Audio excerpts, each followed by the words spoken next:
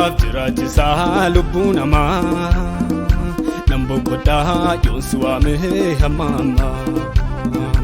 yaa gargaaraaf barbaachisa yeroo hundumaa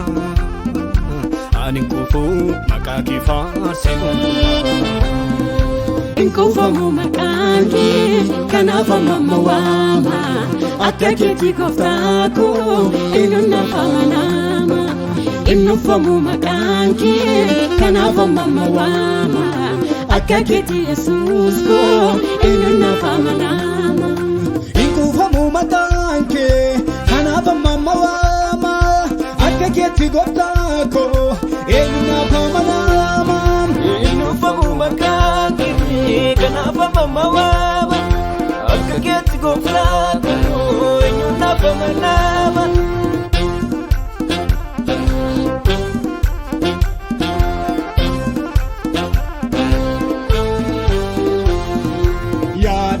milkaa'ina koo ilma waaqayyoo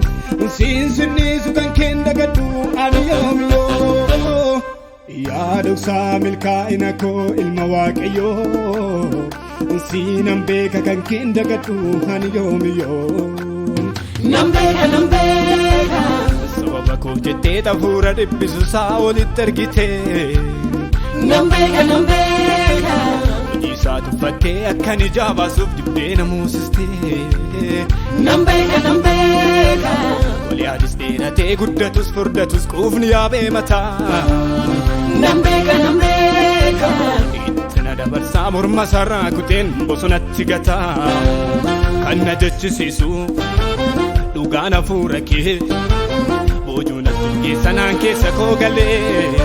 miichuu dirree lolaa Yesuus ankan keen dagadhu hin maraadhu iyyuu malee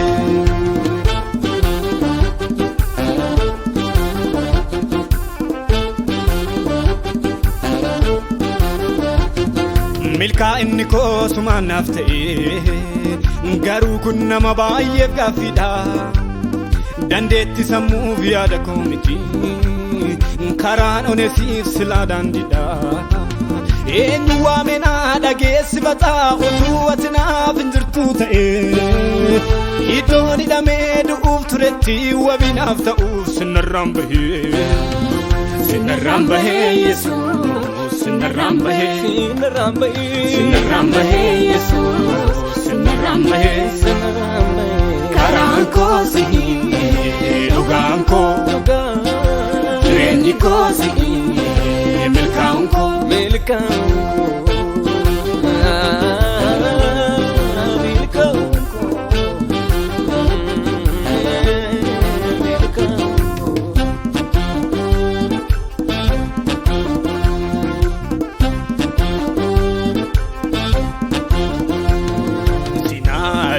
olmaa kaleessaan arra gahee siin nama ta'e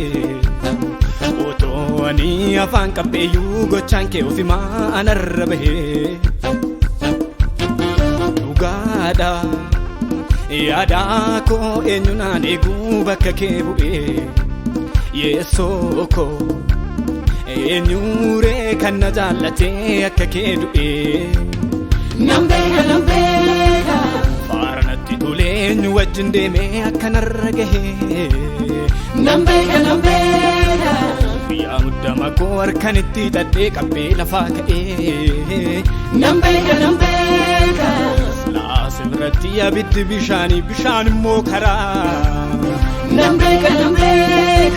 waan ofii kee yaaddee dubbatti raawwatta nyaatte hin beektu daraa goola keetti baree argee waan gaggaarii ija koo milladhee maaddii ormaan laaloo faaras na quubsita maarre harkuma kee jira eebbi koonni caalu inkufamu maqaan kee kanaaf amma waama akka keetti gooftaa koo eenyuun naaf amanama innufamu maqaan kee kanaaf amma waama akka keetti Yesuus koo eenyuun naaf amanama innufamu maqaan kee kanaaf amma waama akka keetti gooftaa koo eenyuun naaf amanama inkufamu maqaan kee kanaaf amma waama akka keetti gooftaa koo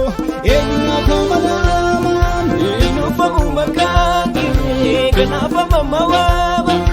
Akageti goftaku Inyuna famanama Indufamu makanke Kanafa mama wama Akageti goftaku